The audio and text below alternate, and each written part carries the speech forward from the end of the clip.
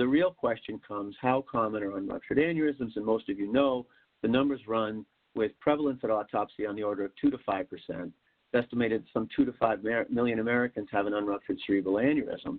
And it's our job to sort of figure out who should be treated and who should be left alone based on the data that's available.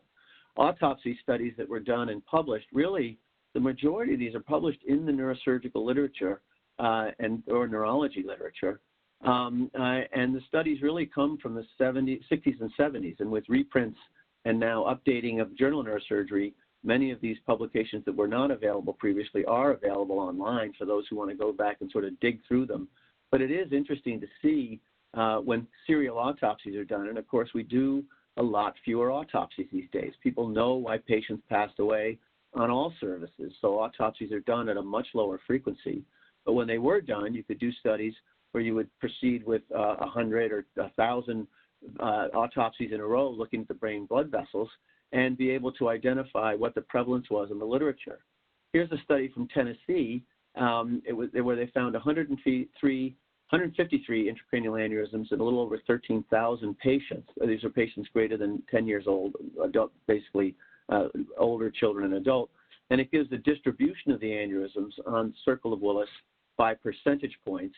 Of interest is that the carotid artery, I think, in the early autopsy studies, probably way underestimated the incidence of aneurysms, the prevalence of aneurysms in this location. And if you look at this location, you can see the numbers that reported even in this study were quite low.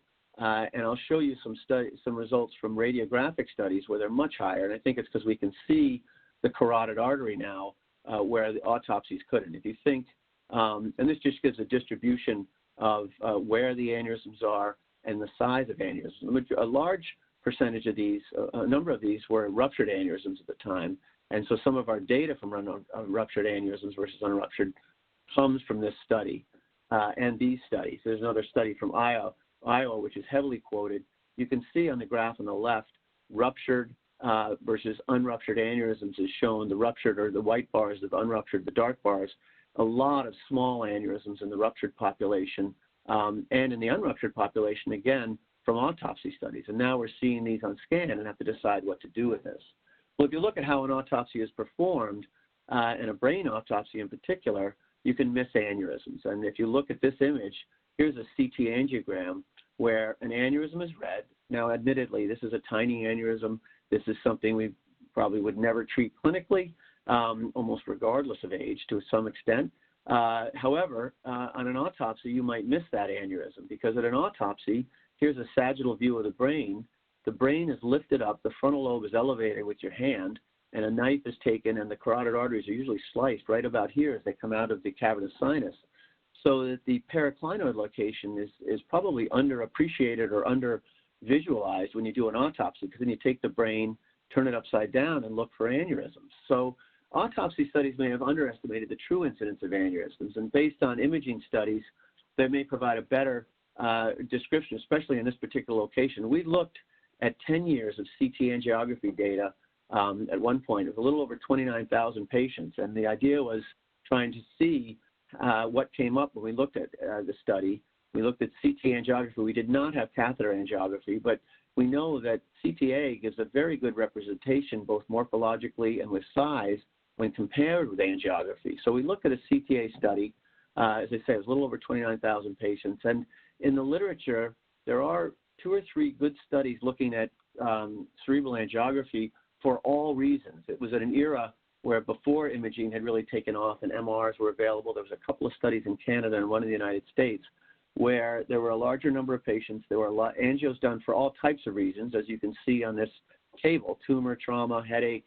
For CT angiography in our study, you can see the distribution of why why scans were obtained.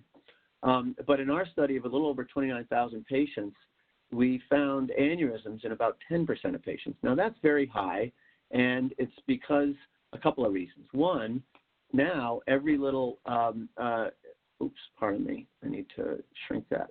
Every little bump and blip is called an aneurysm, is recorded, and that's where you get this number. In addition, this was a high-volume neurovascular center with lots of referrals. particularly for aneurysms. So it's a skewed number to be sure, but you can see that the majority of patients that we were looking at were unruptured, about 83%, with a smaller percentage being ruptured. And I think that's what's happening in a lot of neurovascular practices now. 20 years ago, you might have seen 80% of your patients come from the emergency room and hemorrhage, and now you're seeing 80% or more of your patients coming from your office with an unruptured lesion. Just to review, and then you have to decide whether indeed to treat these lesions. So you can see that the high number of patients with aneurysms in this particular cohort was 17% ruptured. And we looked, and as with all unruptured aneurysm studies to date, ours mirrored this, where 70% were females and 30% were males. So there's, and as many of you know, there's lots of research going on as to why this might be the case.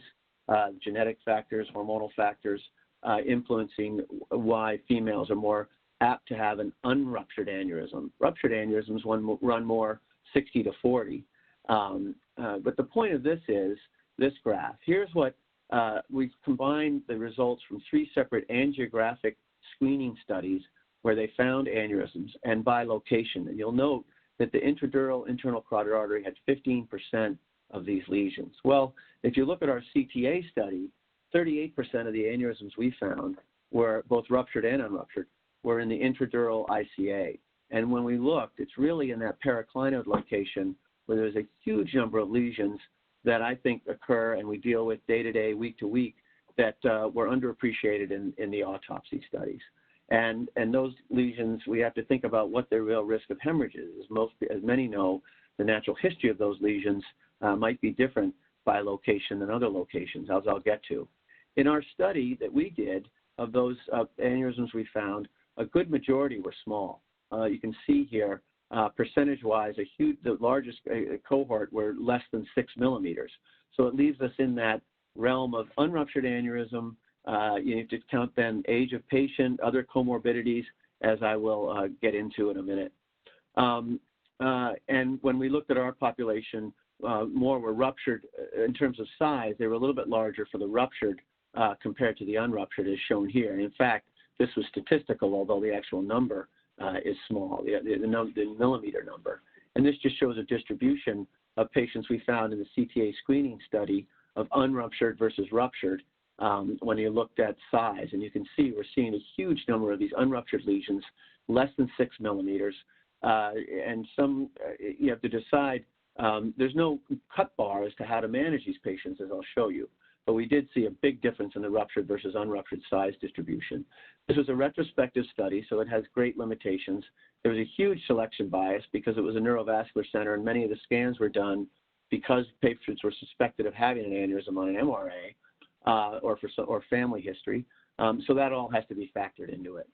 But getting back to the task at hand of making the decision in the unruptured aneurysm, I'm now going to get into the discussion of considering the risks of rupture and balancing that against the treatment-related risks. And as most of you know, there are some larger data studies, not large data per se, but larger data studies, looking at these exact issues, trying to figure out what the natural history of unruptured aneurysms is. And these now can be stratified. We're starting to stratify these data.